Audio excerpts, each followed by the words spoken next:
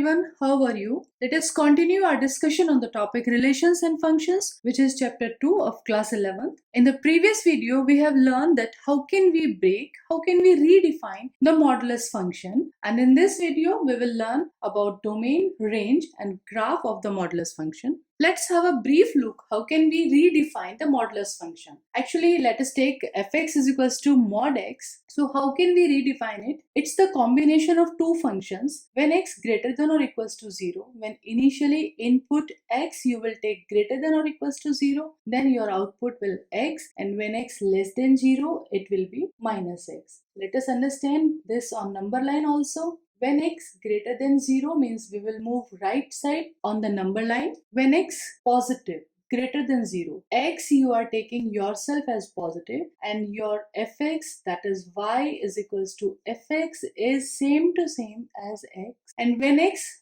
less than 0, that is left towards the number line, when x negative we are taking, then y is equals to minus and minus x. So finally our answer will come out, output will come out as positive number. Let us have a brief look on domain. Domain means the values of x which you can take. For that your function is defined, for that you will get a real output. So all those values of x which are acceptable for the real valued function. So here you can see when x is 0, when your x is equals to 0, initially input you are taking x0, output is coming out 0, and for all the positive numbers your output is positive x. Same to same, y is equals to x we will get, and for all the negative values of x, again we will get the positive value of x. Again we will get the output as y is equals to minus x. So you can observe from this diagram also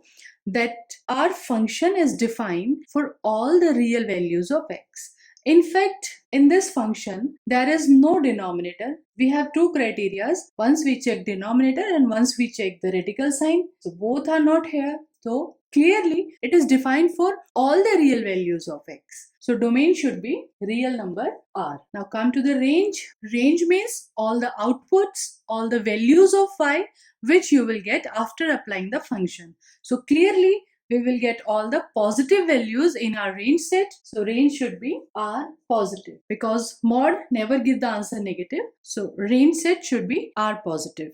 Let us see how we'll get it graph. For x is equals to 0, y is 0, x greater than or equals to 0, it is equals to x. So when x 0, y is also 0. And for x greater than 0, we will proceed like this equation, y is equals to x. So let us take some values of x greater than 0, means some positive values of x initially you will take. So let us take some positive values of x and solve accordingly. Let's take x1, we'll get y also, same x as x, same y, x2, y2, x3, y3. Condition is x you have to take positive.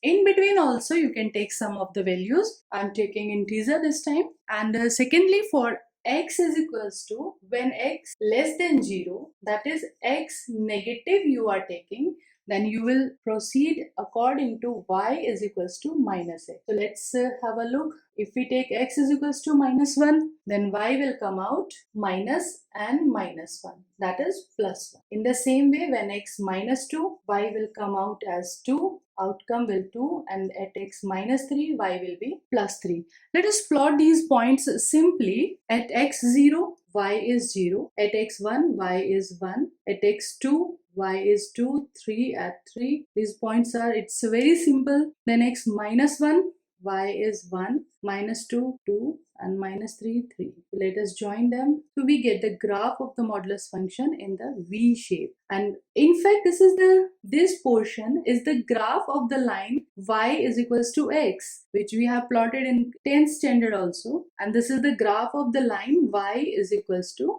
minus x. And at 0, the x is 0 and y is also 0. One more thing, observe from the graph that x0 you can take, x greater than 0 you are taking, x less than 0 you are taking. You are taking all the values of x, but range is r positive. So y always come out positive, means above x-axis. So graph of the mod function will always above the x-axis, as range is are positive, that is positive real numbers. So we will move in the positive direction of y. Let us take one more mode function, fx is equals to mod x minus 2. So now first of all, just redefine this function. Fx is equals to, when x greater than or equals to 2, find out the breakpoint from here. You can see at x is equals to 2, this expression will be 0. So 2 will be the breakpoint. So at x greater than 2, function will remain same. And when x less than 2,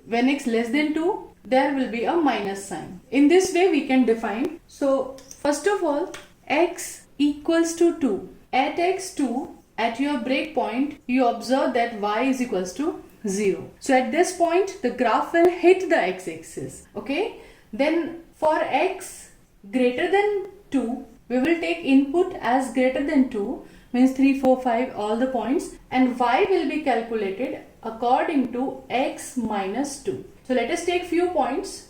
Let us take x3. So y will be 3 minus 2, 1. Just take x4, y will be 2. At 5, y will be 3. So we will plot these points simply. First plot these points. At x2, y is 0. At x3, y is 1. Then 4, 2 and 5, 3. It's a straight line like this, and it's nothing special. It's simple straight line as we have plotted in the 10th standard linear equation in two variable. It's line of that type. Now take the second situation when x less than 2. So y will be calculated according to minus x plus 2. This straight line graph we will plot simply. So just take less than 2 any point. At x1, y is equals to minus 1 plus 2, that is 1. At x less than 2 we are going on. Less than 2 means left side you will move. So at x0, y is equals to 2. X minus 1, y is equals to minus 1 plus 2, that is 3. So now plot these points also. At x1, y1, this point. At 0 it is 2. At minus 1 it is 3. And so on the graph will move. So we are getting the straight line like this. And again, this is the graph of simple straight line, y is equals to minus x plus 2. Now you can observe that the graph is again V-shaped. So remember this thing, graph of mod function, single mod function will be always in the V shape, and at the breakpoint, the graph will hit the x-axis, and graph will always remain above the x-axis as y is positive. Our range is positive for all the real numbers. And further, when you study your chapter straight lines of class 11, then you will get to know that this line y is equals to x minus 2, it's always making an angle 45 degree from the x-axis, and this side also, if we measure this angle, this is also 45 degree. So now these are few points to remember, and by memorizing these points we can plot the graph directly also. So let us take one more example. So what is the breakpoint for this function? Just put x plus 3 is equals to 0, or you find the value of x where it is coming out 0. So simply you are getting the value of x minus 3. So it means the graph will hit the x-axis at point minus 3, and then one point we are very sure, at x minus 3, y is equals to 0. Okay, so this point we will get, and then let us plot the graph directly. So graph will always in the V shape. So one line will this side and one line will be this side, and making an angle 45 degree. You can find some points also, but as an idea I am telling that if you want a graph directly, okay, so making an angle 45 degree exactly in between horizontal and vertical line, exactly this line and this line. So this will be the graph of the mod function mod x plus 3. Now let us take another example where two mod functions are given to us. So first of all, find out the breakpoints, and now I think directly you can tell the breakpoints and just plot them on the number line. So one breakpoint is minus 1 and one breakpoint is 2. So in this way, number line is divided in three parts. When x less than minus 1, then in between minus 1 and 2, that is when x less than 2 and greater than or equals to minus 1, and third part when x greater than 2, when x greater than or equals to 2. So 2 to infinite. In these three intervals, our number line is divided. Now we have to think in this interval how we can redefine this and this mod function.